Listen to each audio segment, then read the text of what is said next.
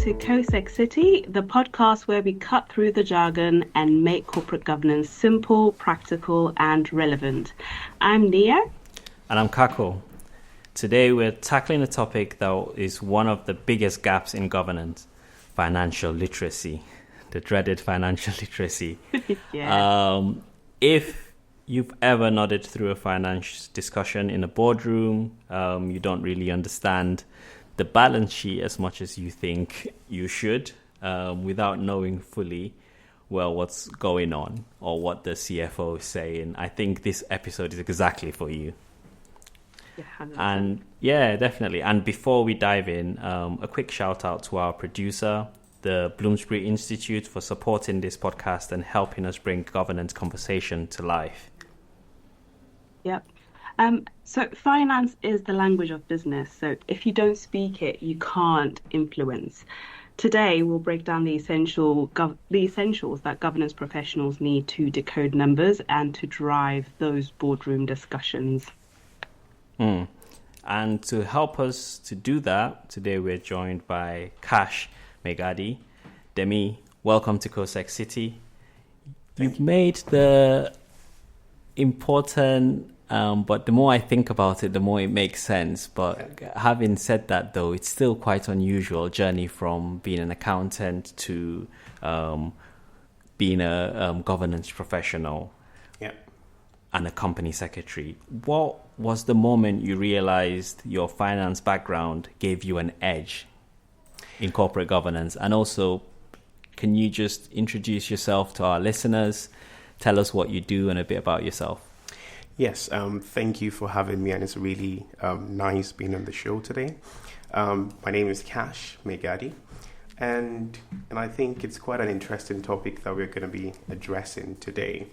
Just to give you a brief background about myself, I am a qualified accountant, and I'm also a qualified governance professional. And the journey towards CoSec has been quite an interesting one, to be fair, if you ask me. I remember I used to say that accounting as a professional tells you what the problem is in business or in life generally, but the governance side of things actually helps you implement or solve the problem. And I think I like that. Yeah, thank you. And I think one of the interesting thing is when you have someone in governance, for instance, who understands what the problem in business is. I mean, accounting tells you there's a problem with your cash, there's a problem with your production, there's a problem with your sales, right? It gives you an edge when you're able to address those problems from a governance perspective. And I think one of the interesting things, or at the point where I realized that this is a blessing, was when I was being able to speak the language of finance and also speak the language of governance. Now I bet you're the star in board meetings. Yeah, and I think that was the interesting transition for me, being able to speak the language of the finance, which is a very critical aspect of business, because come to think about it, finance governs all aspects of all the stakeholders. For instance, employees want more salaries, right? Management want to show that they're progressing profit-wise, and shareholders obviously. Exactly, they want to get returns on their dividend, and you kind of see that the hallmark of everything, or what shows directors' responsibility, rests in understanding what finance is and being able to wield what the technical know-how is to be able to address those problems. So it has been an interesting journey so far. So good. Well, wow! Already, I'm hooked. I'm hooked already, and I see more why that makes a lot of sense. So in a day to day, do you happen to pop by to the CFO and say, "Look, I spotted this in the," and all, because to be honest, on a more serious note, interestingly, the finance module in the LLM program I did was the module I got the highest grade in. Don't ask me how. So you should have become an accountant too, right? Maybe I missed the trick. I should have diverted through accountancy first before coming into CoSec, maybe in the next life. But having said that, though, I did see the importance of understanding the condition that a business is in, and to also understand the levers that are driving decisions being made. Yeah. How much time do you spend looking at the balance sheet and the profit loss and the finance report? How much time do you dwell? Because as a company secretary, you have to have a working on. I think the language is a working understanding. I'll guess to say you have a bit more than a working understanding. Yes, and I think to put things into perspective from a governance standpoint, when you have your annual account, which most company secretaries struggle with every year, it's something that you have to deal with. You have to have those annual meetings with the shareholders and the board. It's quite important to make sure that the numbers, it's not just translated just in numbers term, but in terms of what they imply as it is. More narrative. The narrative. And I'll give you an instance for example, you may have an organization, for instance, that is doing well in profit, which I think doesn't really signify that business is really doing well. And I think one of the interesting journeys I've had with boards, it's realizing that sometimes that those statutory accounts which have been presented, that some of them actually needed to be adjusted. Yeah. I've had situations where the statutory accounts that had been approved, for instance, were made with errors that I was able to discover. For instance, we had a wrong capital being declared in the financial statement, which is quite critical because then you wonder, at what point did we then miss the check? And you were able to catch that. And I was able to catch that. And I think one of the significant benefits is that you're not just able to catch those errors, but then you're able to make a system that works out of that. Yeah. Because from then, we were able to discover, there's an error in the control system. There's an error in the system that needs to be addressed. And I think that was a critical point, or that has been a critical point in making sure that we now have statutory accounts, we now have financial statement that the board can rely on, right? And I think that has always been the focal point for me. And it's quite important that you understand that language, because on one end, you have directors who, some of them don't really have a finance background or a finance perspective. Right. And coming from that finance background and coming from the governance side of things, kind of makes it easy to relate to when you're speaking with them. You know how to even break it down and tailor questions towards their director's duties, for instance, because it's quite important that not just knowing what their duties is understanding what is expected of them, when it's expected of them in terms of the monetary terms, in terms of how the business is doing. And providing the right scrutiny. That's just how it has been. But it has been an interesting journey, like I said, so far. Yeah. Believe it or not, listeners, this is only the intro. And I think I've already gotten a lot of nuggets from yourself. So I'm really looking forward to this conversation. Yeah, so should we just dive into the first trip? Because I think definitely just talking about myself, I think a lot of the time I used to think that profits equals cash. Yep. And therefore means that the company is able to, go on to pay on its dividends and then, its investment strategy. So could we just delve into that a little bit and, help us really get into the nooks and crannies of the difference between profits and having cash?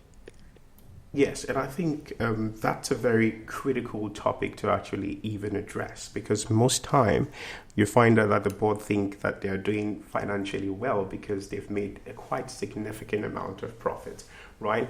The fact that you've made profit in a year doesn't necessarily mean that there's enough cash, for instance, to pay dividend.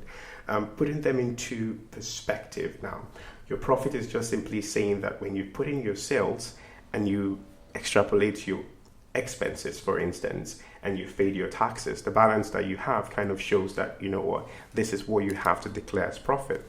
But that doesn't necessarily translate to cash. And I think that's where sometimes there's a huge misunderstanding. And I think it's important to also put into perspective what management want and what shareholders want. And because shareholders want to see that they pay a higher dividend, when the business now have higher profits, then it's kind of translate to most board think that they have cash to pay that. But putting things even a more perspective and why businesses struggle, for instance, with the cash, for instance. You have your debtors now. You could have sales, and those sales have been made on credit, right? You still have that at sales, that you've recorded that at sales. It simply means that you're not having more cash coming into the business to be able to meet the daily needs of a business. And I think that leads us to a very critical focal point, which is understanding what the balance sheet is actually interpreting to you. That as much as the P&L, your profit and loss statement, is saying, oh, you have this significant amount of profit, is also important for you to go and look at what your cash is actually saying.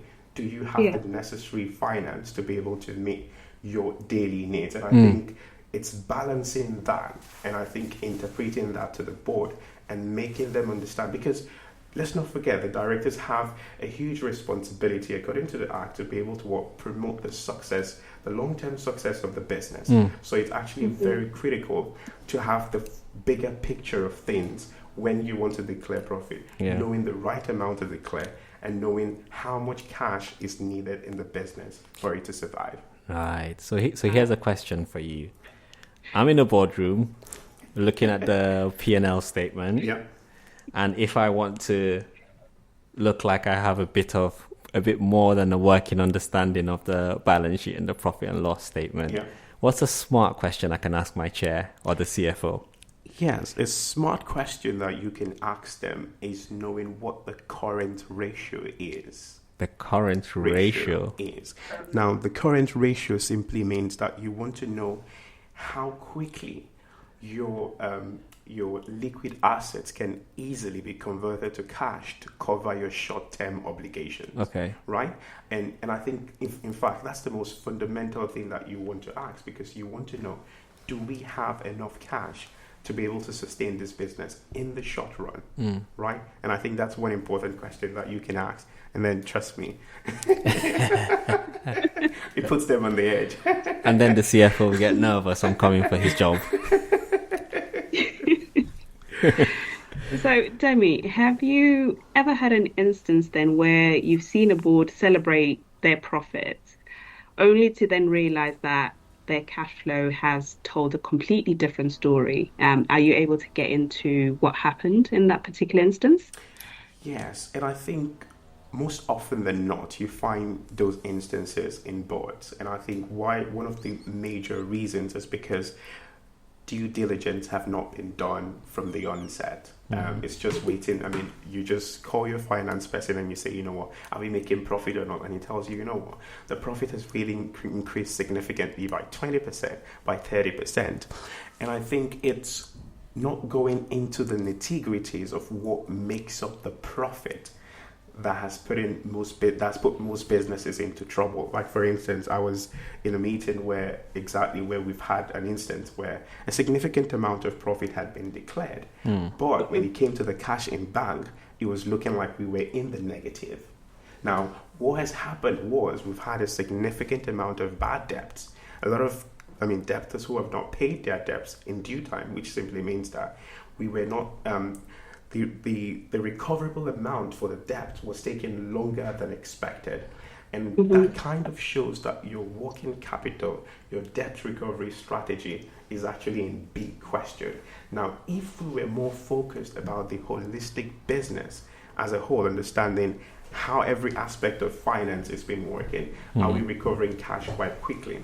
And I think that's where the financial knowledge comes in, because if you know what those ratios are saying, if you know what they interpret, then you can be able to hold the finance people into account, right? Because don't forget that the finance person is also, on the other hand, wants to show that the business is doing well. And there may be that chance that they may not be giving you the entire picture because they also want to show that they are doing well in business, right? So it's left for you from that finance perspective to be able to question more. And I said this, as a governance professional, that's where your intellect comes in to be able to frame the questions for the directors to be able to understand the finance even better. So yes, and that's been one good instance that we found that you know what, we were making healthy profits, but then we were on the negative when it came to cash in the business. Okay, that's a good one. Now, obviously, directors and governance professionals, Yeah. We must understand some of those ratios you spoke of. Things like liquidity, Yeah. debt to equity, profitability, and efficiency, and things Yes. like that. Not to be able to strictly calculate them, but to know what questions that they raise. So I really like that point you have raised. Have you ever spotted? I know you mentioned in the past about the thing you caught. I'd just like to dig in a bit deeper without saying what company that was for. Obviously, we must protect our clients. Yeah. But in that instance, when you spotted that in the balance sheet, I think you said, what risks would arise from that? Say if that was mixed, if that was missed. Yes, and I think don't forget that on one part you're reporting your financial statements every year to Companies House, for instance. You're telling the government that this is the actual true position of the business, and not just the government now. You're trying to report to all the stakeholders, now the shareholders, the community, your employees, and everyone in the business. You're trying to show that financial integrity, right? Trust is of good essence in governance. It's very easy for you to lose trust in governance. Now imagine for a second that a third party had caught that error outside. It simply shows that the management is actually poorly managed. That's one, showing that the governance structure there is not challenging enough to be able to identify what the loopholes in the system. And I think that's where we need to emphasize. I used to say that the risks for us is usually very high in governance because a little thing can ruin your reputation as a business, which could in turn affect your sales, which could in turn affect your staff morale, which is a very critical point of every business today. We had the issue of, I think, is it the Coldplay issue? You can see how something as small as that could affect... The Coldplay issue. Yeah, the Coldplay issue. You can see how something as small as that could affect... That's a very subtle way to put it. the reputation of a business. So you really don't want to put your business in a position whereby you are in a risk of losing money, you are in a risk of losing client, because trust me, it's very hard when you've gone through some major shakedowns once it comes to scandals or once it comes to this risk that comes with financial issues. It's really hard sometimes to build back trust from there. Definitely. Thanks for that. And yeah, you mentioned the Coldplay issue. That just threw me off a bit because I was thinking, what Coldplay issue? What Coldplay issue was in the news? I wonder what you were speaking about there. So basically, thanks for mentioning those risks. Those risks are very, very real, very, very real. If governance professionals only remembered one ratio or metric, knowing that we're not account professionals, but as much as we aspire to be, or aspire to have a very, very in-depth, thorough understanding of the balance sheet, P&L statements, and the like, I know many governance professionals that has, tripped up, or that's an area where they've admitted requires a bit more focus. Yeah. What would you advise a governance professional who is intimidated by just the pages and pages of numbers? What would you advise? What simple trick or hack would you say? Start from here, get an understanding of this because this is really crucial, and with time, the understanding would expand to other things. Yeah, and I think that's a very important question. It's building from the easy ones and the easiest ratios to understand. When you can understand the easiest bit and understand the principles of accounting. And I think where people struggle is that they want to understand the big things without understanding the smaller things. And I think that's where people struggle with finance. I would say for a ratio, the easiest to get or the easiest to grab is the current ratio. It's just very simple. It's just you looking at your balance sheet and looking at your current assets. Your current assets are assets that you can easily convert within a year, and those are your current assets. Within 1 year, you can easily convert them to cash. And you're trying to check how many times those current assets can cover your current liabilities, right? Because your current liabilities are quite due. In fact, they're quite pressing. You must meet them within a year. You want to know, can your current asset cover your current liability? So some businesses ideally would say your current asset should cover your current liabilities twice. That keeps you on a safe bet. And I think building from that and understanding that gives you that little confidence to know, what, I actually know something, I actually know this one. And from there you can build and even understand other things, because that kind of gives you a good perspective of things, even from a financial standpoint. And I think as time goes on, then you move into the management efficiency, you move into the profitability, and it builds from there. Okay. No, that's a really good point that you raised there, Demi. I just also wanted to know, actually, again, for my own purposes, I'm taking a lot of notes, so Yeah. thank you so much for sharing your knowledge. Have you ever been in a situation where you spotted something on the balance sheet that completely changed the way a board saw its risk? Yes, and I think we've had similar experiences when it comes to capital. And I Hmm. think we had to do a risk assessment afterwards in one particular situation. It was pointing towards we having the wrong capital as a result of an acquisition that happened in the past. We Yeah. realized that the wrong share price had been used to calculate a capital for that business, which was quite significant, because things like that, you want them to be reported in a good Yeah. light. And I think after our review and after our analysis, it just realized that there was a gap in terms of due diligence in acquisitions that we had, which we had to readdress. And it just Hmm. showed that we needed to be more critical as a board to be able to see the bigger picture and identify those loopholes. We needed to go to do the basics that we expected as a business, as a board as Yeah. well, to make sure that we can cover those loopholes. So I think that was a critical standpoint for us. And I think one of the things that consistently we've been able to advise boards to do is what we call dynamic risk assessment. It simply means at every point in time, even when you found something, you need to ask yourself, the structures that we've put in place, right? Are they working effectively? Do we need to still change them? It's a continuous process. It doesn't just end at finding them. And I think that has significantly helped most of the boards that I've been able to advise. Okay. Excellent, Well, excellent. Going to your experience now. How many years do you spend working as an accountant? Well, I think I spent about 3.5 years working as an accountant.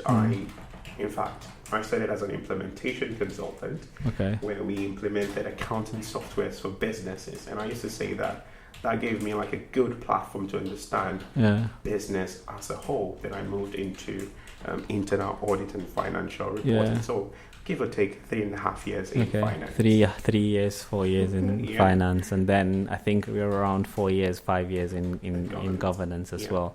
That's excellent.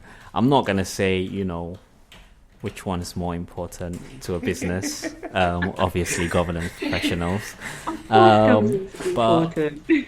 yeah, definitely. But in terms of your experience there and your experience in corporate governance, what Yeah. are the transferable skills? I mean, the obvious ones are there, Yeah. but what are the things you found to be similar that surprised you? Yes, and I think accountability, one, is something that you can transfer from being an accountant to governance, for instance. Yeah. You know that you need to, present your report, you need to give your statements, you need to prepare financial statements, right? Yeah. On one end, also, you have also that management need to, give their governance report, their director's report. Those are transferable skills that you can have. Don't get me wrong. And they're attention both- to detail, yeah, yeah. and attention to detail. Those are both critical vocal points in every business. I used to say the financial part of a business is the heart of that business, and the governance part of business is the brains of the business, right? And trust me, if any one of those parts are not functioning, it's a dysfunctional system, isn't it? Right? It has the capacity to destroy you as a whole. So there are quite a number of transferable skills, like attention to detail, like you mentioned, knowing that the risks that opens you up as an accountant. Yeah. It's practically the same risks you have in governance as well. So you need to be very careful in the information that you present to management. Definitely, and I think that's a very powerful point you raised. And I have taken so much out of this, but I will just delve into, again, one more time, the balance sheet, how they show us strengths, and risk. But the real hidden story behind this sits with the cash flow statement, I believe, is, it reveals things around sustainability of the business. And of course, we mentioned how profit is not just the singular story to run with. You need to delve in deeper to realize, is the business actually well and truly sustainable? Things like operating, investing, financing. What are the warning signs you think that would pose the biggest risks to a business's sustainability? Now, this is me transitioning this conversation slightly towards the ESG side of accounting. Yes. The cash flow statement is a statement that shows the movement of cash. For instance, you have your investing activities, you have your operating activities, and you have your financial activities, right? You want to know how the business is being financed. You want to know what the business is spending money on in terms of operational cost. You want to know what the business is investing money on. But it gives you a holistic picture of the amount of cash in the business, for instance, and it tells you which part of the business exactly takes the largest amount of cash, right? And I think that's a very important standpoint to understand business, because if you can't even interpret what the cash flow is telling you, it's telling you about the movement of cash. It's telling you, are you over-investing? Are you over-relying on finance from the bank? Or are you over-relying on finance from what your shareholders? Which is a quite critical vocal point, because also you want to know how much at every point in time, you want to know how much is left. And it tells you, this is how much is left in your business. Because if you do not know how much is left, you stand the risk of not meeting your short-term obligations. Now, what does that do for you as a business? It puts you in a precarious position. It conflicts with your responsibility as a director, because you have a responsibility to what? Ensure the smooth running of the organization. Not just the smooth running of the organization. You have a responsibility to ensure that that business succeeds, right? And it's putting into consideration, my cash flow statement, has it been on the negative? Or my cash flow statement, are we heavily relying on the cost that is generated from operating activities? Or are we spending more on financing? Or are we spending more on investing? It's that knowledge that helps you address the issues in business. And knowing that and understanding that gives you an edge as a finance person or as a board person. And explaining it even makes it even better. Because when they can understand it better, then they can even make more better and informed decision. Okay, no, that's great. So Demi, why do you think then that governance professionals tend to avoid the cash flow statement? And how can you get to a point where your confidence is built in terms of reading it and interpreting it? Yes, I think a major part of it is that they really think it's a hard thing. There's a preconception that finance is, numbers, it's not my thing. You need to be very good with math, or you need to be very good with numbers to be able to understand it. And I think that's the first thing, is the misconception. And I think that's what we need to try and change. We need to encourage governance professionals to be more open-minded, to understand that just the way the accountant understands it, that it can also be taught to anybody to understand what the basic is. And like I said, if we can change what the narrative is in terms of seeing the cash flow statement as something that you don't really understand, but understanding that it's a vital tool that helps you succeed as a business, approaching it from that angle kind of makes it even more sellable to governance professional. If I should tell you that, this is going to help your career even better, this is going to help you to make even better and informed decision, then I think it's one way to encourage governance professionals to be able to engage with a cash flow statement with an open mind. That's where it starts from. and understanding that, you know what, it's just understanding the basic principles that you just want to understand the movement of cash in the business. Yeah. Yeah. Yeah. Thank you so much for highlighting that. I do love that you flagged the misconception of, you need to be good with numbers, because that's definitely a misconception I relied on for quite a long time. In fact, I used to say, you know what, if I wanted to be able to do this, I would have become an accountant, but no. And I suppose, yeah, just thinking about sustainability, it's linking that sustainability you were talking about, Kako. I think it's a case of, if you can promise green investments, but, operating cash is tight, of course, your projects tend to stall. And I think it's, again, about, governance professionals who can link ESG to cash flow tend to bring quite a lot of value, don't you think? Yeah.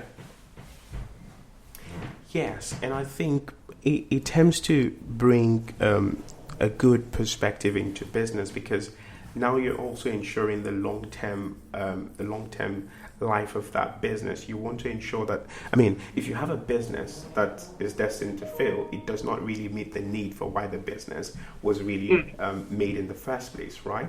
So it's kind of important that you can balance understanding the critical focal point of the society that we live in today. You also want to see, what the business is investing money into. It kind of gives you that perspective. And I think there's a strong link there, because when you can see in a good picture what the business is investing money in, it kind of gives you a better perspective to be able to meet the needs of all the stakeholders. And as governance professionals, we have that obligation, we have that responsibility to make sure that we strike the balance. And it starts from understanding what the cash flow statement is, understanding what the business is investing into, and that helps even the business to be successful. Okay, no, that's great. Thank you so much for that input, Demi. So yeah, I guess a quick summary for our listeners is that we've looked at cash versus profits, we've looked at the balance sheet, and we've looked at cash flow. I guess we would like to then finish off with what each governance professional can do tomorrow. So, Demi, I would say, would you be able to share a key takeaway with our listeners? Yes, I think a key takeaway is understanding that as much as governance is important, the finance aspect of every business is important. Like I said, almost all the stakeholders, if not all the stakeholders, want to ensure that a business is doing well financially, right? Even when you look at things from a client perspective, the client or the customers want to know that they have value for money, right? They want to know that you're giving them the best product, which also revolves around how well you're investing. The shareholders want to know that they're getting returns. The employees want to get bigger salaries, right? Is understanding that a critical point of every business, right, is the finance part of the business, not just the regulatory side, not just the governance side, but having that understanding gives you the mindset, or puts you in a better position to be able to balance what the requirements are, which is why you are there as a governance professional, to ensure there's a balance. There's a balance between all the interest of all the stakeholders. So I would advise anyone out there, just as you take governance seriously, you also need to take finance seriously. Wonderful, wonderful. Thank you very much, Demi, for that. That brings us to the end of episode 7 of CoSeCity. I have really enjoyed this conversation. And today we've touched on finance literacy. It isn't just about being an accountant. Governance professionals can use the tips in these conversations we've shared to increase their confidence and credibility in the boardroom. Yeah, 100%. I agree with you, Kako. I think definitely by mastering these 3 basics, profits versus cash, the balance sheet and cash flow, governance professionals can stop feeling intimidated by numbers and then start driving those important, discussions and decisions with confidence, if you like. Yeah, so thank you so much, Demi, for sharing your journey from being an accountant to a CoSec. Your story really brought the numbers to life, I'll say. Thank you for having me today. No, it really inspired me. So definitely we'll be tackling those balance sheets with a bit more boom. Yeah. I would say, Yeah. yeah. So for episode 8, we will be taking it a little bit further and we'll be looking at risk management. And it's really just highlighting how governance professionals safeguard governance and drive resilience in boardrooms and throughout the organizations. So if you want to boost your governance toolkit, sorry, I sound like I'm crying there. Got a bit Yeah. of a tickle. Quite emotional about the risk management there, didn't you? Yeah, a bit emotional. But yes, if you are interested, please do not miss out. Tune in, and we look forward to seeing you at our next episode. Excellent. And as always, a very big thank you to our producer, Bloomsbury Institute, for supporting this podcast and helping us bring governance conversations to life. And Demi, thank you so much for sharing your knowledge with us. Thank you for having me. Excellent. Thank you, everyone. We'll see you at the next episode.